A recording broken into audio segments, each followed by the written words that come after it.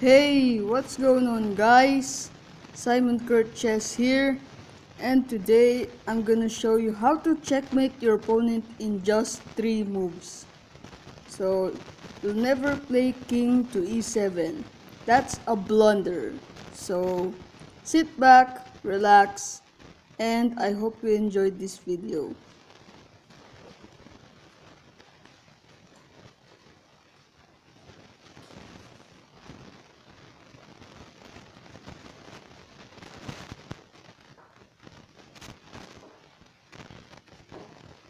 Ladies and gentlemen, that's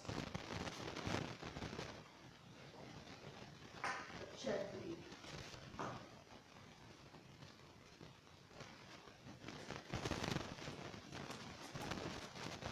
Thank you for watching. Like this video and subscribe. And check out my recent video that popped up on your screen. And don't forget to click the bell icon for more latest updates. Peace!